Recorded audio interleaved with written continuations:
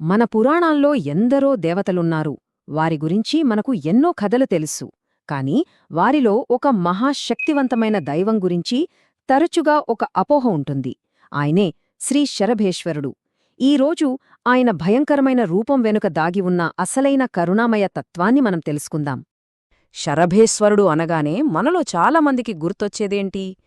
ఓ భయంకరమైన ఉగ్రరూపం కదూ. కాని ఆయన నిజంగా అంత ఉగ్రస్వరూపుడా? లేక ఆయనలో మనకు తెలియని మరో శాంతమైన కోణముందా? ఈ ప్రశ్నతోనే మన అన్వేషణం మొదలుపెడదాం. ఇక్కడే చూడండి, ఓ పెద్ద గందరగోళముంది. ఒక పక్క ఏమో ఆయన్ను తీవ్రమైన కోపంతో, దూకుడు స్వభావంతో ఉండే ఒక ఉగ్రరూపంగా భావిస్తారు.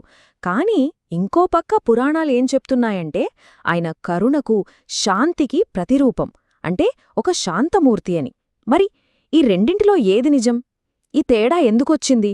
దాని వెనుకున్న అసలు కథ ఏంటో ఇప్పుడు చూద్దాం. సరే, ఇప్పుడు అసలు కథలోకి వెళ్దాం. శరభేశ్వరుడి గురించి మనం పూర్తిగా అర్థం చేసుకోవాలంటే మనం కాస్త వెనక్కి వెళ్ళాలి. ఆయన అవతారం ఎందుకు ఎత్తాల్సొచ్చిందో తెలుసుకోవాలి. ఆ కథ నరసింహావతారంతో ముడిపడి ఉంది. మనందరికీ తెలిసిందే, హిరణ్యకశిపుడు అనే రాక్షసుడి అహంకారాన్ని అణచి ధర్మాన్ని నిలబెట్టడం కోసం శ్రీ మహావిష్ణువు అత్యంత భయంకరమైన నరసింహావతారం ఎత్తాడు. ఆ అవతారం వెనుక ఒక స్పష్టమైన గొప్ప లక్ష్యముంది. హిరణ్యకశిపుడికి చాలా వరాలున్నాయి, వాటిని ఛేదించడం అసాధ్యం. కాని నరసింహస్వామి చూడండి ఎంత ఖచ్చితత్వంతో పని పూర్తి చేశారో. సమయమేమో పగలు కాదు, రాత్రి కాదు, సంధ్యాసమయం. ప్రదేశం ఇంట్లో కాదు, బయట కాదు, సరిగ్గా గడపమీద. తన ఒడిలో పడుకోపెట్టుకుని ఏ ఆయుధంతోనూ కాకుండా కేవలం తన గోళ్లతో చీల్చి చెండాడారు. అంటే ఇది దైవిక సంకల్పం ఎంత పక్కాగా ఉంటుందో చెప్పడానికి ఒక ఉదాహరణ అన్నమాట. సరిగ్గా ఇక్కడే కథలో అసలైన మలుపు వస్తోంది. హిరణ్యకశిపుడిని చంపేసిన తర్వాత అతనిలోని చెడు ఈ లోకం మీద పడకూడదని నరసింహస్వామి అతని శరీరాన్ని, రక్తంలోని ప్రతి అణువును తనలో కలిపేసుకున్నారు. అయితే దాంతోపాటే హిరణ్యకశిపుడిలోని అంతులేని క్రోధాన్ని, ఆ రాక్షస తత్వాన్ని కూడా తనలోకి తీసుకున్నారు. దీన్నే మన శాస్త్రాల్లో సహవాసదోషం అంటారు. అంటే మనం ఎవరితోనైనా ఎక్కువ కాలం ఉంటే వాళ్ల మంచి అయినా చెడు అయినా మనకు అంటుకుంటుంది కదా. సరిగ్గా అలాగే ఆ రాక్షసుడితో కలవడం వల్ల ఆ దోషం నరసింహస్వామిని ఆవహించింది. విశ్వం మొత్తం ఒక పెను ప్రమాదమంచున నిలబడింది. ఎందుకంటే నరసింహస్వామి కోపమిప్పుడు ఆయన అదుపులో లేదు. చూడండి ఎంత విచిత్రమో!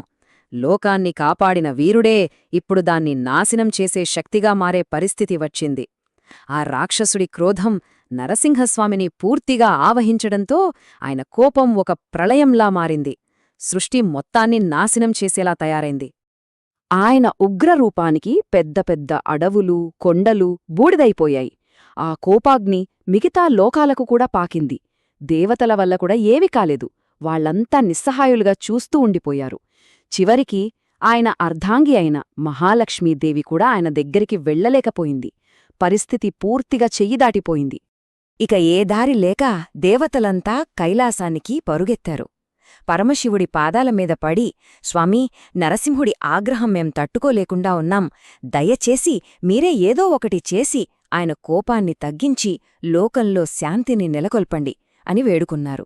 వాళ్ల మాటల్లోని ఆవేదన ఆ పరిస్థితి ఎంత తీవ్రంగా ఉందో మనకు చెప్తోంది.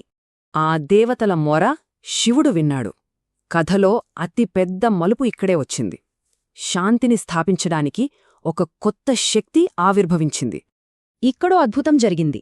నరసింహస్వామి ఏ సంధ్యాసమయంలో అయితే అవతరించాడో కరెక్ట్గా అదే ప్రదోషకాలంలో ఈ విశ్వాన్ని కాపాడటానికి పరమేశ్వరుడే స్వయంగా శరభేశ్వరుడిగా అవతరించాడు. శ్రీ శరభేశ్వరుడు శివుడి అవతారమే. కాని ఆయన వచ్చింది నాశనం చేయడానికి కాదు, శాంతింపజేయడానికి. ప్రశాంతతను నింపి దెబ్బతిన్న విశ్వ సమతుల్యతను మళ్లీ సరిచేయడానికి. మనం మొదట అడిగిన ప్రశ్నకు సమాధానం ఇదే అన్నమాట. ఇప్పుడు చూడండి, నరసింహుడి లక్ష్యం ఒక నిర్దిష్టమైన చెడును, అంటే అధర్మాన్ని నాశనం చేయడం. కాని శరభేశ్వరుడి లక్ష్యం మొత్తం విశ్వంలో శాంతిని నెలకొల్పడం. ఒకరు శిక్షించడానికి వస్తే మరొకరు శాంతపరచడానికి వచ్చారు. ఇదీ తేడా. సరే, ఈ పురాణ కథ అంతా బాగానే ఉంది. కానీ దీనివల్ల మనం నేర్చుకోవాల్సిందేంటి? ఈ రోజుల్లో మనం శరభేశ్వరుణ్ణి ఎందుకు పూజించాలి? దానివల్ల మనకి ఏం ప్రయోజనం?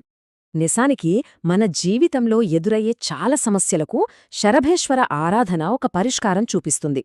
ఉదాహరణకు, జీవితంలో అడ్డంకులు మరీ ఎక్కువైపోయినప్పుడు, లేదా మనం ఎంత కష్టపడినా నిజాయితీగా పనిచేసినా ఫలితం రానప్పుడు, మనలో మానసిక ధైర్యం తగ్గిపోయి ఓడిపోతామేమో అన్న భయం పట్టుకున్నప్పుడు ఆయన్ను తలుచుకుంటే మనకు విజయం వైపు ఒక స్పష్టమైన దారి చూపిస్తారట.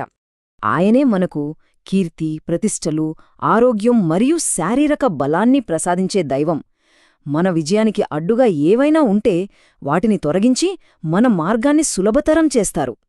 ఈ కథంతా విన్న తరువాత మనలో ఒక ప్రశ్న ఉదయించాలి.